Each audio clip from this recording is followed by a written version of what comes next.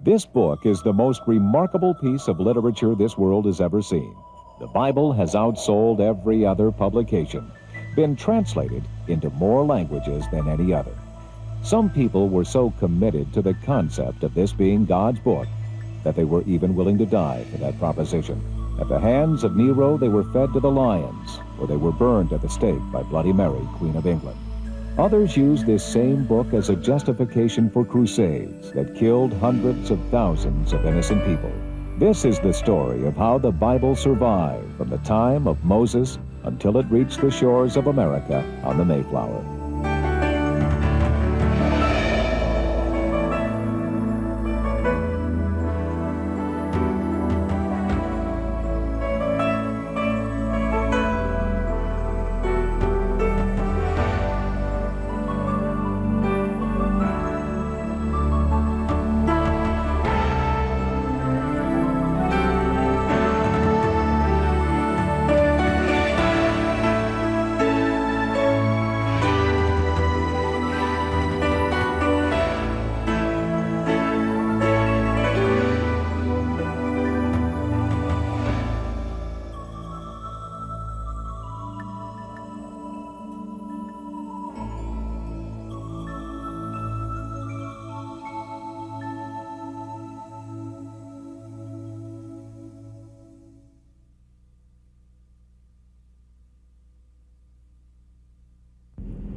I'm in one of the famous taxi cabs of London, on my way from the airport to the hotel, on what I might refer to as being a typical day in London. Our travels took us to Israel, and then we went to Rome, and now we've arrived in Great Britain.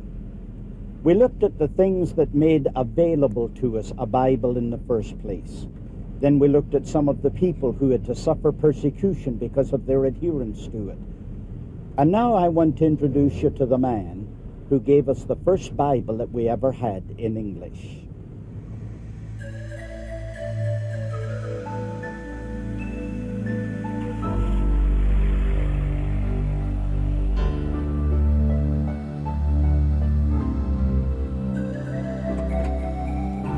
Thank you.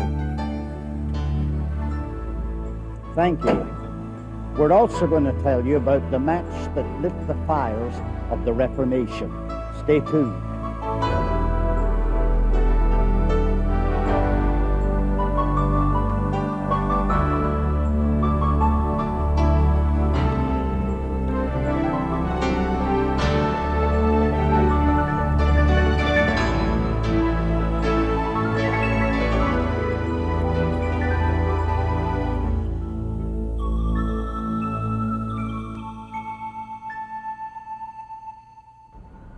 In telling the story of the spread of Christianity, I have to pause for a moment by way of intermission and tell you about how it reached the fringes of the empire.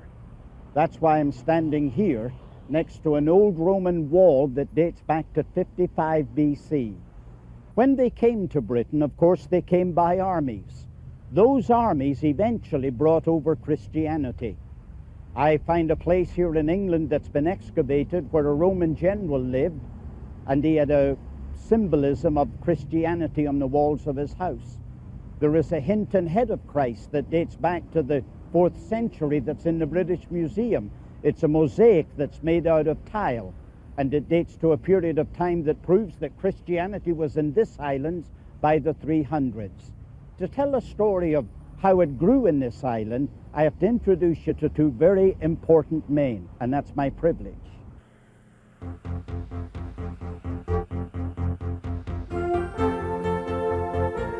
Though much of our knowledge is conjecture, St. Patrick appears to have been born in Scotland in the year 389. His father was reputed to be wealthy, a deacon, and undoubtedly Patrick was disciplined as a Christian.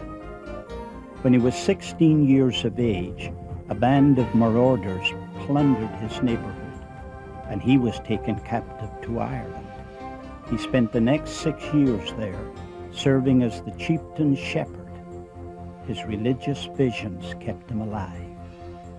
Patrick was able to escape, and he found a group of sea traders that were taking Irish wolf dogs over to the continent. He arranged with them to let him join them, and 3 days later they landed in France. He stayed in their company for the next 2 months, and then eventually settled somewhere in the Mediterranean area. But the call from home was so strong he came back to his native land. According to the legend, one day he was visited by a man by the name of Victorious in a dream. He was carrying a group of parchments. One of these parchments was named Ireland. Victorious took the parchment, handed it to St. Patrick, and said, "Come and walk among us again." And on the basis of that, St. Patrick committed himself to come back to the land that had been his prison and try and reach these people for Christ. It was against the wishes of his friends that he did it. It took him 14 years to prepare for it, but eventually he came back. And according to the legend, it was at the ruins of Dunseverick Castle, where he made his headquarters, and from here he reached out until he touched all of Northern Ireland, and eventually influenced all of these people for Christianity. It was 461 when he retired, but at that time he was the Bishop of Armagh.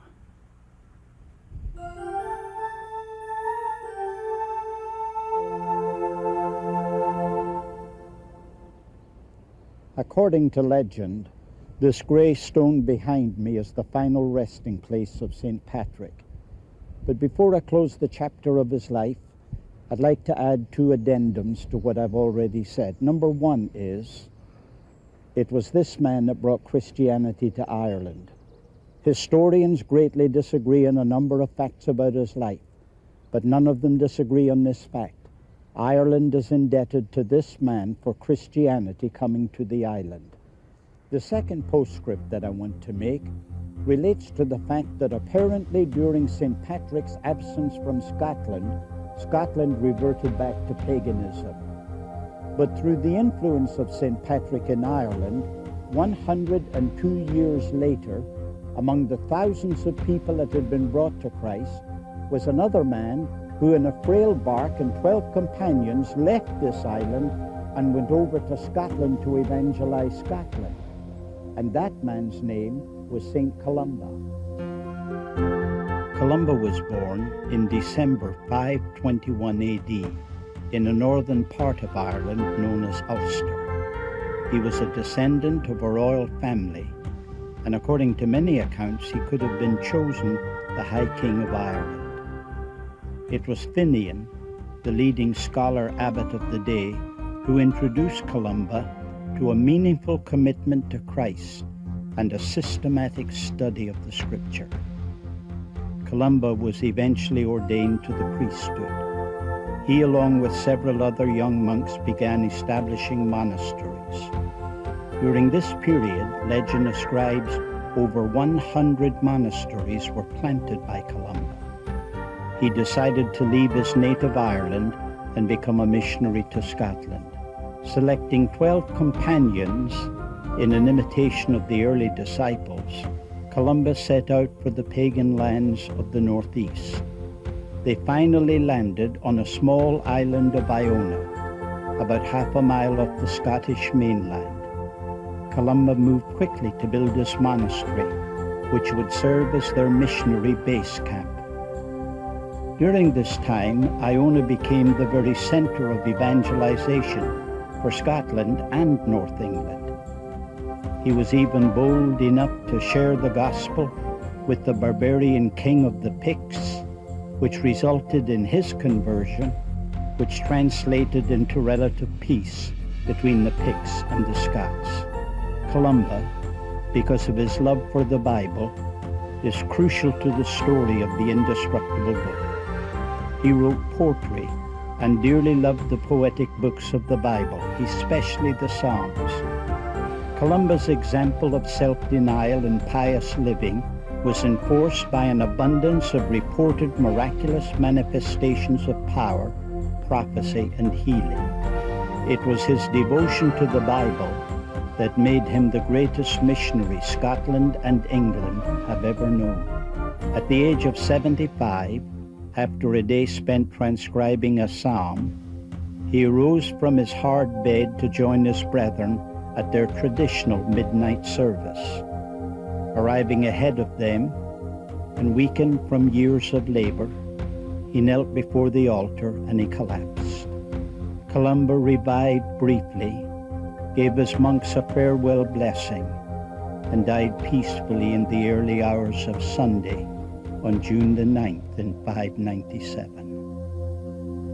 It's more than a coincidence that we should end the story of St. Columba by coming back to the grave of St. Patrick. I say more than a coincidence because it was Scotland that evangelized Ireland through St. Patrick. It was Ireland that evangelized Scotland through St. Columba.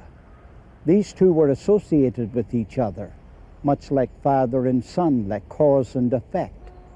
Their ministries were exactly the same. The effects of their ministries were exactly the same. And by coincidence, both bodies are buried in the same tomb. According to tradition, this is the gravestone of both St. Patrick and St. Columba.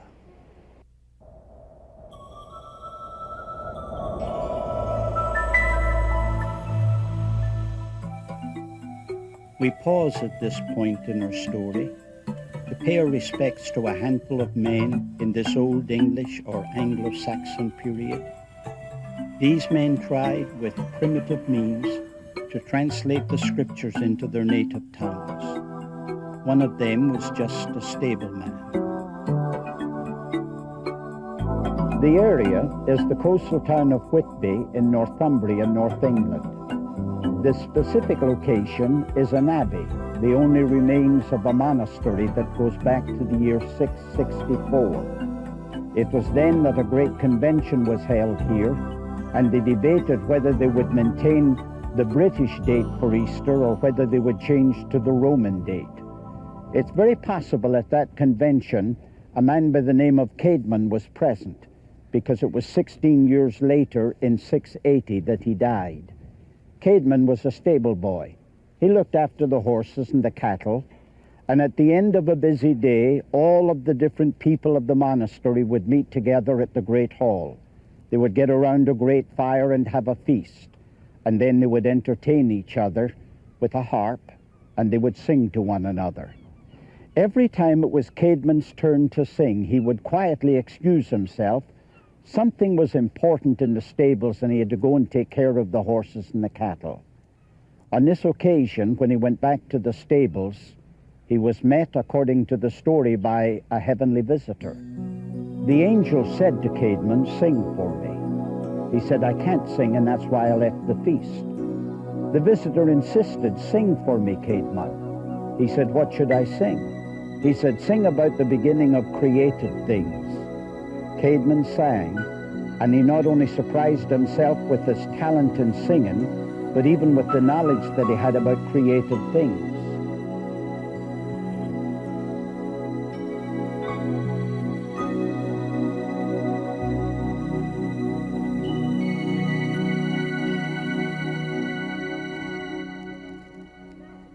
The next day, the heavenly visitor had left, but the gift remained.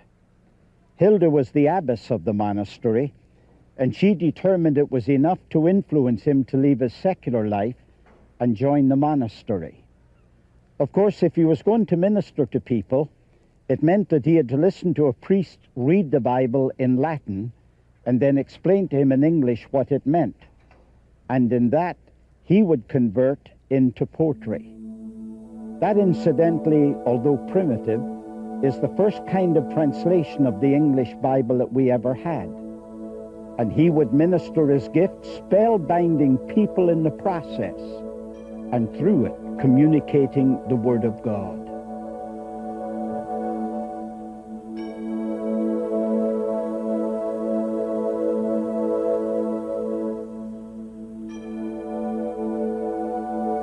Christ is the morning star, who, when the night of this world is past, brings to his saints the promise of the light of life, and opens everlasting day. That is a modern translation of Revelation 2, verse 28. You notice above it, it was written in Latin. That is as close as we can come today to the translation that was given to us by the Venerable Bede. The Venerable Bede is the fourth person about whom I want to speak, and the remains of that man are under this slab. This grave is housed in one of the wings of the great Durham Cathedral. The Durham Cathedral is one of the oldest, if not the oldest, cathedral in England. But how the body got to be here is a story of its own. It happened that the Venerable Bede died in 735. It wasn't until the year 1022 that somebody from this location went to the place of his burial and took the remains and brought them here. And they have been here ever since. But the place where he died and the place where he did his ministry is at Jarrow on the Tyne.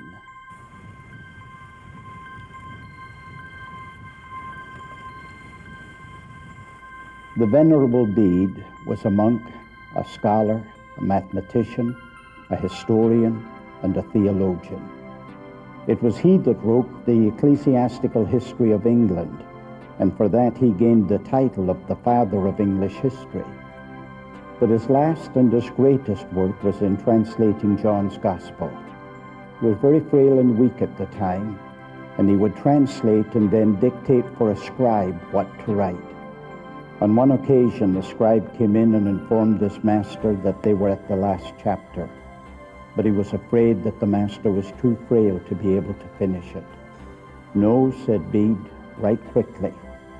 It happened that they came down at the end of that day to the last verse, and when he just finished translating the last verse, he leaned back onto his pillow, and he died, somewhere close to where I'm standing at this moment, because he used to worship in this very hall.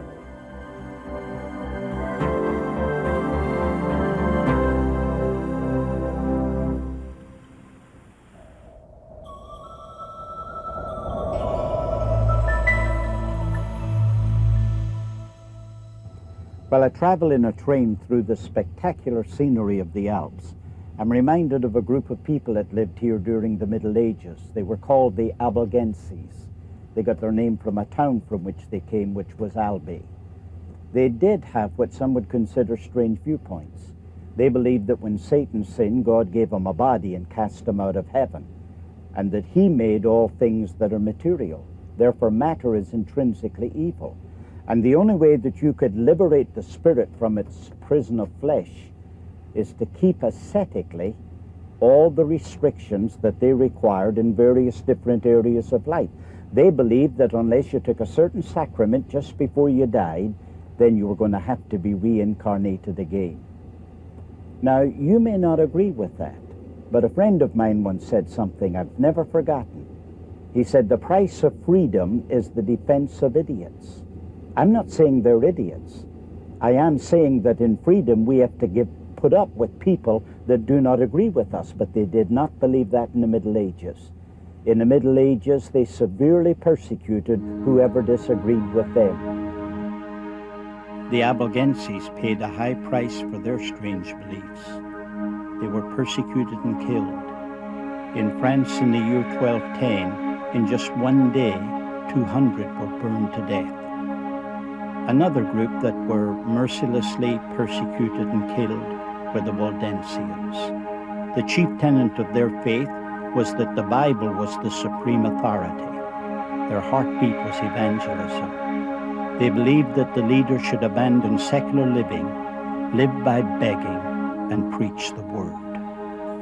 In 1147, the Pope had sent missionaries to convert these heathen, who, when they failed, were to apply fire and sword. One of the tortures was to force them to hold onto a red-hot bar of iron. Pope Innocent III's campaign captured the camp of Minerva, where they found 180 persons who preferred being burned alive to adopting the Roman Church creed. In 1215, 450 of them, persistent in their obstinacy, continued to resist, of whom 400 were burned, and the rest were hanged.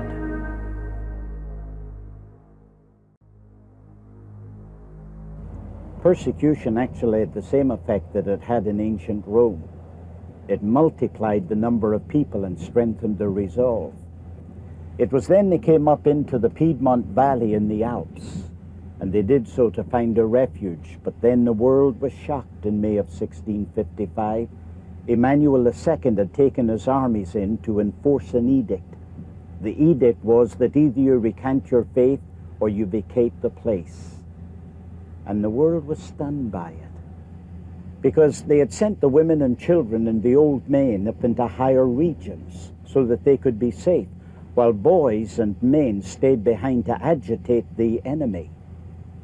But the enemy found that little hiding place where the old men and the women and children were staying, and they shoved them over the top, and they even took women with children in their arms and threw them over the top of those craggy mountains. And it was John Milton that said, "Their bodies lie scattered on the Alpine mountains cold."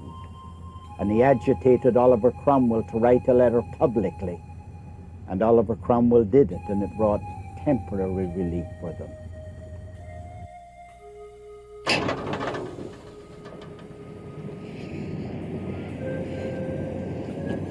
Chapter 2 ends with the darkness of the Middle Ages, waiting for the morning star of an inevitable reformation.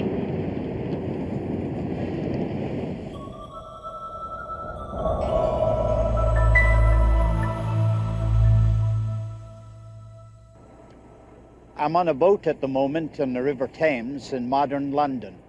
Behind me you can see the famous Tower of London, and in a moment the Tower Bridge. But this is not the London of 1324 when John Wycliffe was born. John Wycliffe, like any other prophet, is a man who comes as a root out of a dry ground. To give you an idea of how dry the ground was in the day in which he lived, let me tell you that he was born in 1324, about 6 miles away from Richmond in Yorkshire. He had an amazing mind.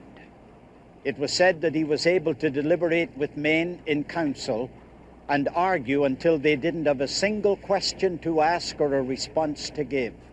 Let me tell you about the courage of this man Wycliffe, because he stood against the power of the king, the power of the parliament, the power of the university, and even, the worst of all, the power of the imperial church. Let me tell you about the charisma of this man. He was able to gather around him a group of men who were willing to go out for his convictions and die by being burned to death. If there is one word that summarizes the day in which he lived, it's the word flux. Everything was in a state of change. In looking at the major changes of his day, I think the first thing that we have to look at would be languages. Anybody want free storms for fire? No! To there for a pound in a bloody chain! Want a fresh strawberry? The first important area is in that of language. The people that lived in that day spoke Middle English. Now technically that's the same language that we speak today, but if we had been listening to them in that day, we wouldn't have understood them. And conversely, if they were with me here on the streets of London listening to me, they wouldn't be able to understand what we were talking about. You see, English is a conglomerate of languages, and it has gone through 3 separate stages.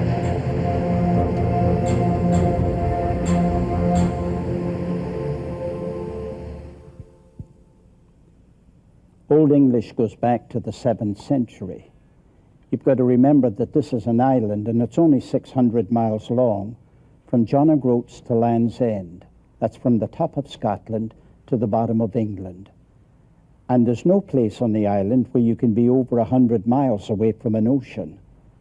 When there was no central government, invaders came on more than one occasion. Many of them stayed. The Jutes, for example, settled in the west. The Saxons settled in the east. And the Angles settled in the center, all the way from the Scottish border down to the River Thames. The language spoken by the Angles was that of Marcian, and it was a form of that language that was spoken here in London in that day.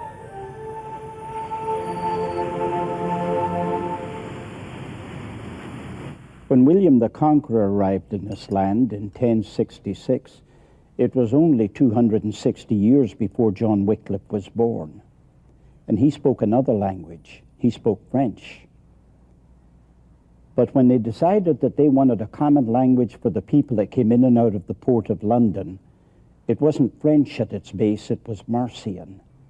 But then it grew by stealing words from other languages. For example, they took words from the Germans, they took words from the French, they took words from the Greek. And in fact, they had two basic sets of words, because the man that worked in the field, for example, he spoke a bit lamb. But the man who was being served at the table, he spoke a bit mutton. There's no question that there were two men that greatly advanced Middle English. One was Geoffrey Chaucer. He wrote poetry, and everybody's familiar with his Canterbury Tales. The other one is John Wycliffe. He wrote in prose, and his pen was prolific. There's no question about it. These men were peers. They were friends with each other, and they greatly influenced each other.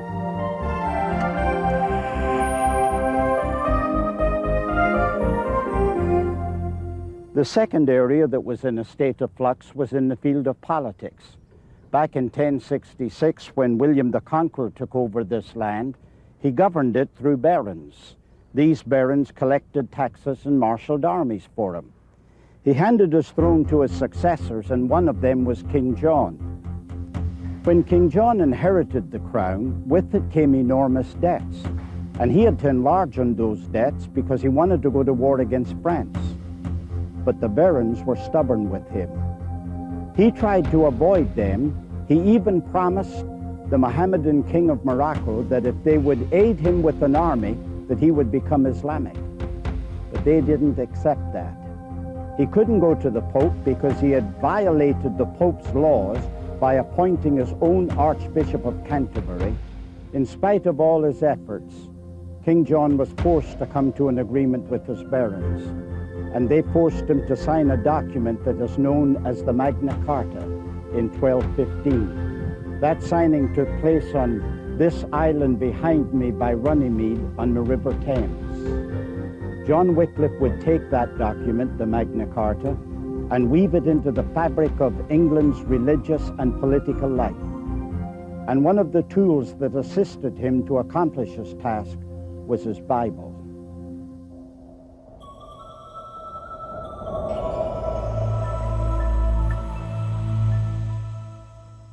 It is not very difficult for us to outline the 60 years that John Wycliffe lived, between 1324 to 1384.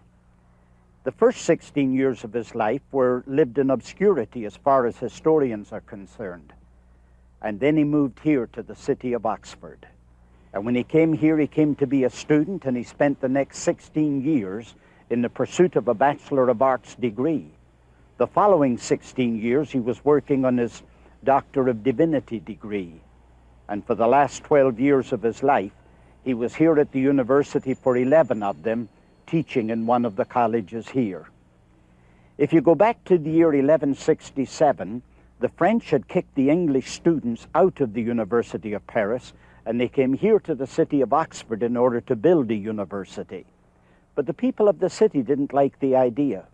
In fact, a very serious controversy erupted between the people that lived in the city of Oxford and the students that came here to study. It was so bad, in fact, that in 1209, a number of students decided to stay here no longer. They went to the city of Cambridge and they built another university. And for 600 years, there were only two universities in England, this one in Oxford and the other one in Cambridge. When Wycliffe was 24 years old, a dreaded Black Death was crawling across Europe, and it finally arrived in England. There was no cure.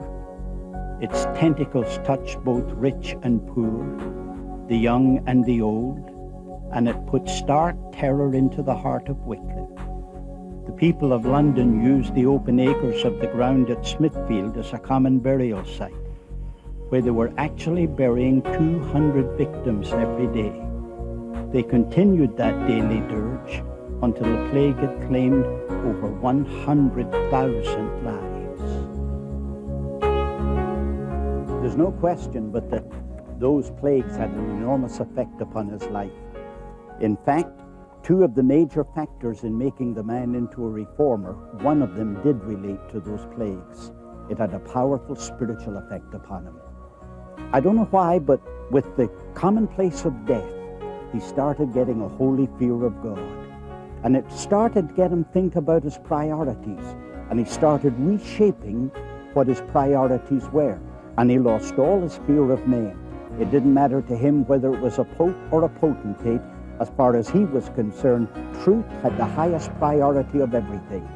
That spiritual experience in his life went down into his very heart. In fact, as far as he was concerned, it touched every crevice within his soul. He was transformed and had a whole new relationship with God.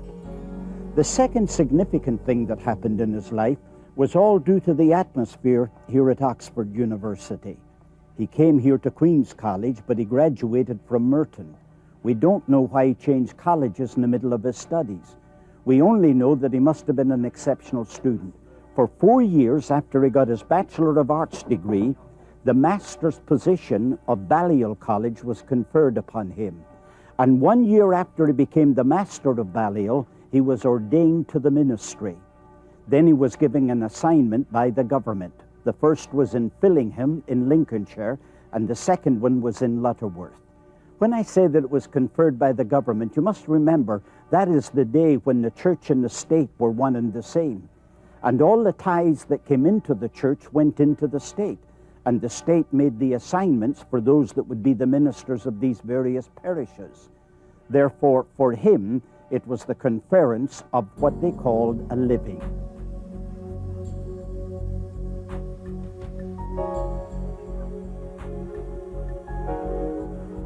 There is no question but that his stay here in Oxford had an enormous effect upon his life as a reformer. You see, the way they did things in those days, the academic atmosphere was different. It wasn't a question of whether or not you could copy your notes in classroom and then reproduce them on an exam. What they did in those days was determine your gift by how you were able to defend them in public. And so debate was common, and he became a master at debate. Things then started becoming less gray and sharper black or sharper white. As far as he was concerned, right was right and wrong was wrong, and right the day must win. To doubt would be disloyalty, to falter would be sin. His great conversion experience gave him his priorities. His experience in debate gave him his definitions, and the both of them combined together gave him his convictions. There is no question about it, but that in these halls of learning, the reformer was born.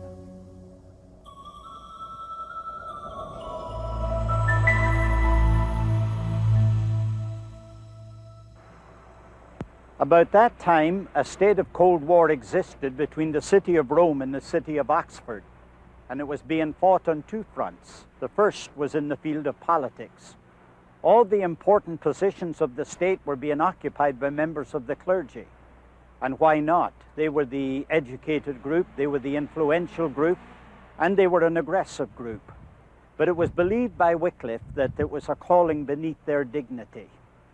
They were called to something higher than participating in politics, on top of which it was considered poor for politics.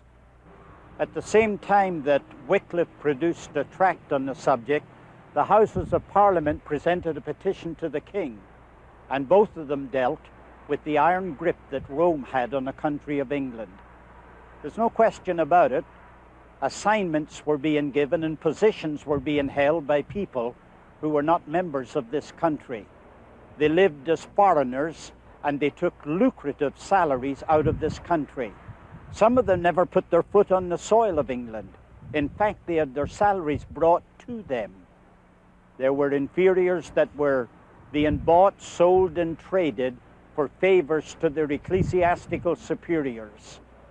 It wasn't so bad, but insult was added to injury when Frenchmen were being appointed to these assignments in England. Remember, that's happening at a time when England is involved in a 100-year war with France, and that only inflamed passions in this country. It was because of that that the Houses of Parliament passed two very important statutes. The first upheld that any foreign church appointments within the English realm must first get the King's approval. The second law prevented any foreign court from demanding trial or exacting a penalty of any Englishman until he was tried before an English court. It also nullified any writ demanding an Englishman to appear for trial in a foreign country unless they got permission from England's Parliament.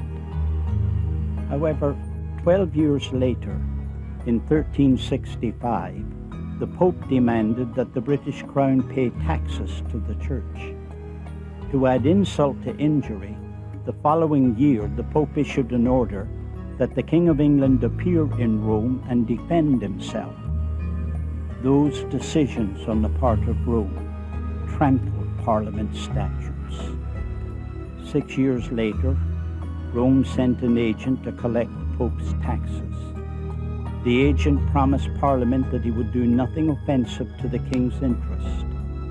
However, when he arrived with his extravagant and pompous retinue, his costly robes and large staff of accountants, Wycliffe could immediately see that he was promising what he could not perform, and he attacked him in a tract, accusing him essentially of being a liar.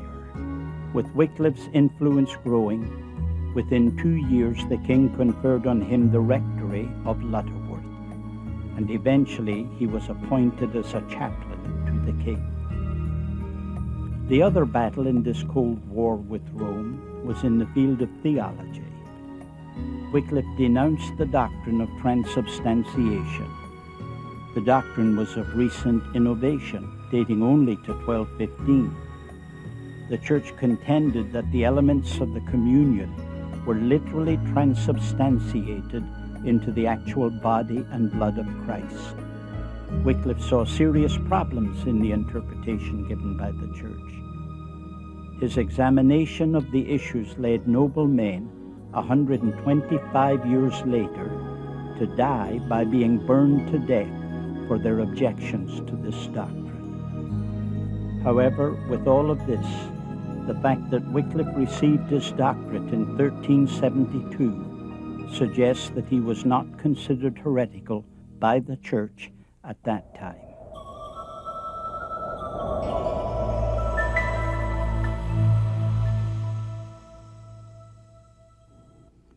When a sense of religious hopelessness darkened his spirit, then John Wycliffe would lecture to his students on the gross immoralities that were in the church in his day. And then he would pick up his pen and write. There's no question that his pen greatly influenced the students of Balliol College. I'm here at the moment in the dining room of the college, and it's a hall of memories. There are pictures studying all around the wall of some of the famous students of the past, among them, for example, a prime minister. When John Wycliffe realized that influencing the student body at Balliol College was not enough, it was then that he dedicated himself to using influence by the pen. You must remember that in his day there were no printing presses. Every document had to be handwritten and then painstakingly reproduced in order to circulate among the public. We don't know how many documents he did write, but we do know that there were 200 separate manuscripts that came from the pen of John Wycliffe.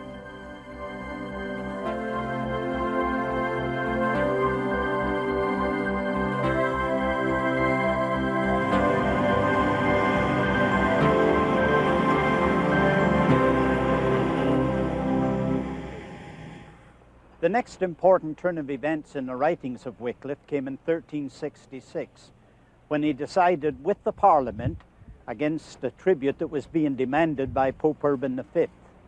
He considered that the requests of the Pope were unconstitutional because they violated the parliamentary statute, and at the same time they were unwarranted. They created a church-state severance that required Wycliffe to stand on one side or the other. Either would he defend the church or he would defend the state. On this occasion, he believed that the church was being unfair with the state. His position brought him a great deal of favor, not simply with royalty, but also with the members of the parliament, for which, in fact, he became the chaplain to the king on November the 6th in 1375. His pen became the weapon he so skillfully used. In his writings, he became both aggressive and strong. He declared such daring convictions as, quote, "England belongs to no pope. The pope is but a man subject to sin. But Christ is the Lord of lords, and this kingdom is held directly and solely for Christ alone." He considered the dichotomy between Rome and London irreconcilable. The point of his prolific pen was just like a sword. It was equally as cutting. It was like the tip was dipped in acid. But its greatest product was yet to come. He was going to provide a Bible in the language of common Englishmen. But before he would ever accomplish that, he had to face the fury of an offended church.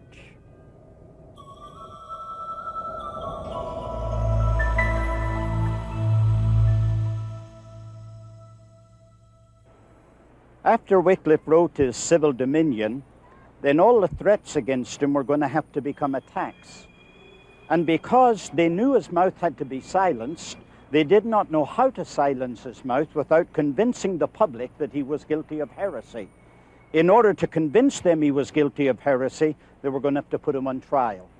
And it was the first of these trials that was held here at St. Paul's Cathedral. 5 papal bulls were issued and were presented to Edward III, who at that time was very sick. A papal bull is a commandment that is given by the Pope. A group of mendicant monks were then given the writings of Wycliffe, and they were to go through them and try and find if there was any heresy. And they came to the conclusion that there were 19 counts of heresy. Therefore, the Pope ordered that he be placed in prison, and that he is kept there for a 3-month period of time. And then he was to appear before the Pope in Rome. However, Wycliffe took sick, and Edward III died, and the bulls became without effect in England. So another commandment was given by the Pope and was given to every member of the royal family and to the Chancellor of the Oxford University. The date was set. It was February the 19th, 1377, and it was in this building behind me where that trial was to occur. A fanatical crowd that were blindly obedient to the church came and filled the area in front of the church. When Wycliffe arrived, it was with a small processional. He was preceded by 2 of the most powerful men in England, Lord Piercy, the Marshal of England, and John of Gaunt, the Duke of Lancaster.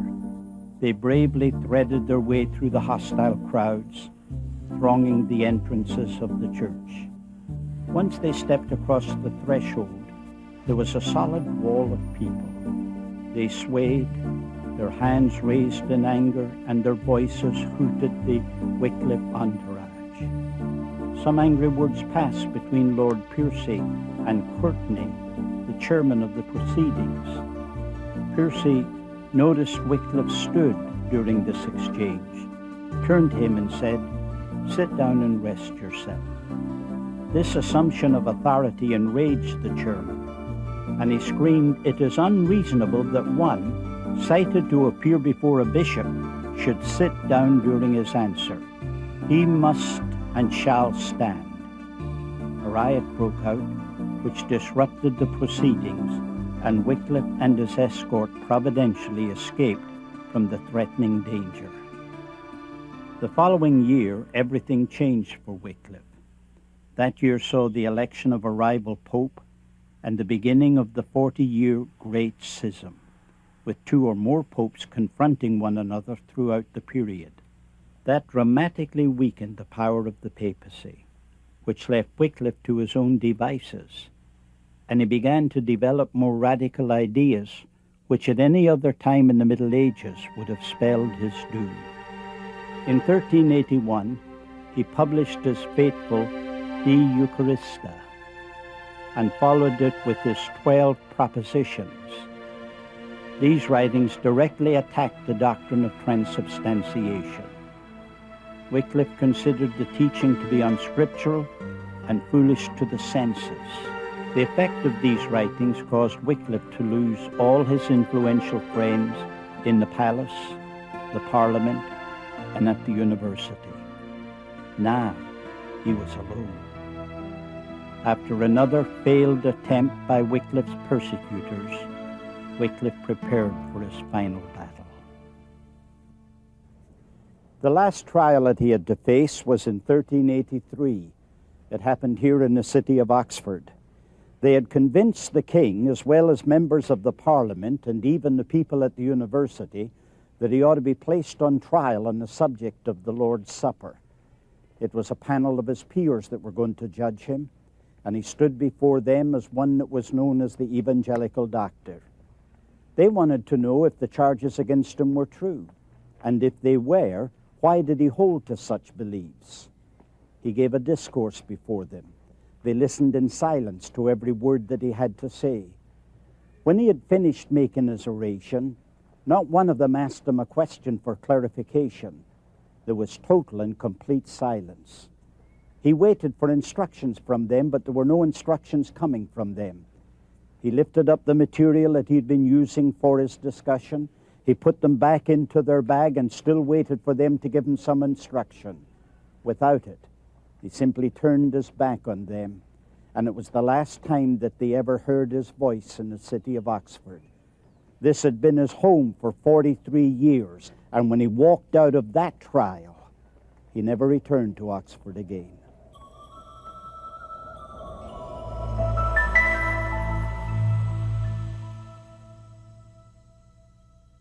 In 1378, Wycliffe and his disciples began translating the entire Bible into the English language for the very first time. It is impossible to overestimate the influence of this remarkable work. Wycliffe maintained that the Bible contained the whole of God's revelation, that there is no need for any further teaching to be supplied by church tradition, the Pope, or any other source. Moreover, that all other authorities, traditions, and even popes must be tested by the Scriptures.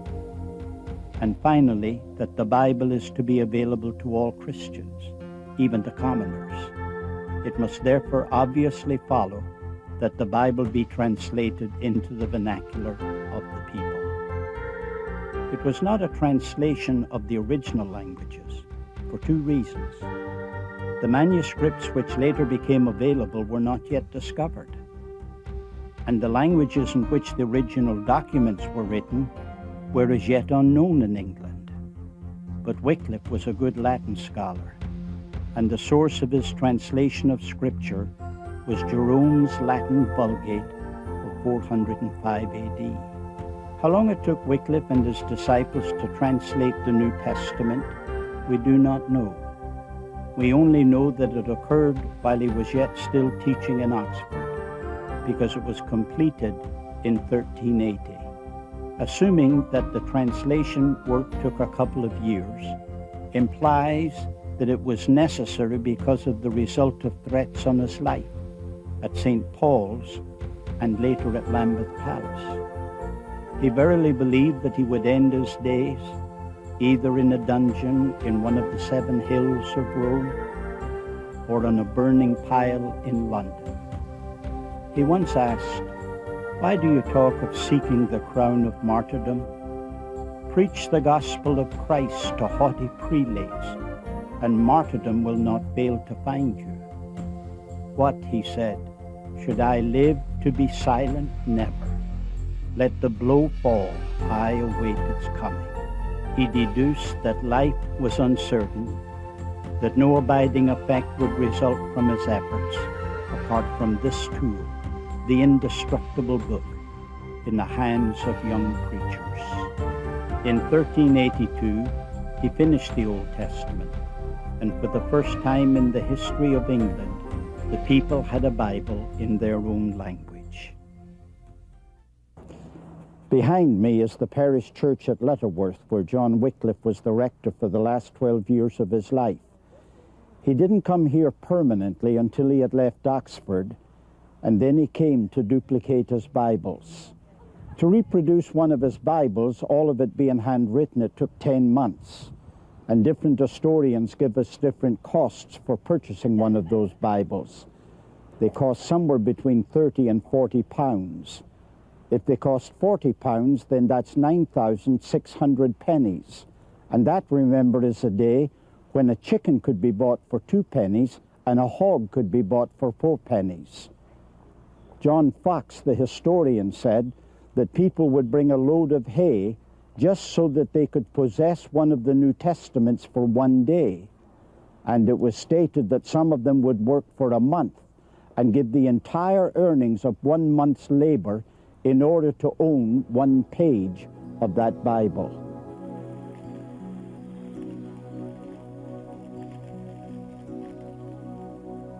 I'm standing at the desk from which John Wycliffe preached for the last few years of his life.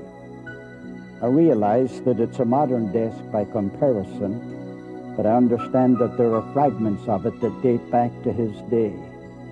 Strange when you think about it, in the confines of this little podium, his voice rang out so clearly that it rippled from the top to the bottom of this nation. And when his last days came, it wasn't at this desk where it actually happened. It was in this alcove just to my left. It was on the 28th of December in the year 1384 that the famous rector of this parish conducted his last communion service of the year. In fact, it proved to be the last communion service of his life. For while he was conducting the service, he suffered a stroke, and kind providence allowed him to fall back, and he fell into this actual chair that's sitting behind me. 4 men got up from the congregation, and they quietly walked forward, and they picked up the chair from 4 corners with his body still in it, and reverently they brought it out through this side door and then across the grounds to the parsonage. It was exactly 2 days later, on the 31st of December, that he breathed his last breath. I don't think anybody will dispute the fact, but that man released an irresistible force in England. It brought light into darkness. It liberated a church. It elevated society to the extent that we feel the impact of it today over 600 years later. And in God's kind providence, we will for generations yet to come. Wycliffe could never have imagined the far-reaching impact that his influence would have after his death. Wycliffe disciples would take the Bible that he translated and, like a seed, plant it throughout England. In fact, Wycliffe ideas were also influential on the continent of Europe. Some of his pupils from Oxford took copies of his work to Bohemia, which is modern-day Czechoslovakia. His teaching influenced a rise in the dissent that resulted in the burning of Don Huss in 1450. Huss was just one of an army of Wycliffites who were to be persecuted and burned at the stake. In 1428, his teachings had become so infectious that the church condemned his writings. They dug up his bones and burned them and threw them into the little river Swift that is just beside his church at Lutterworth. They were hoping once and for all to stamp out the influence of this heretic. A later commentator to this event said, and I quote, "They burnt his bones to ashes and cast them into the Swift, a neighboring brook running hard by. Thus the brook conveyed the ashes into the Avon into the Severn into the narrow seas, and they into the main ocean. And so the ashes of Wycliffe are a powerful symbol of his teaching and his Bible, which are now spread throughout the world.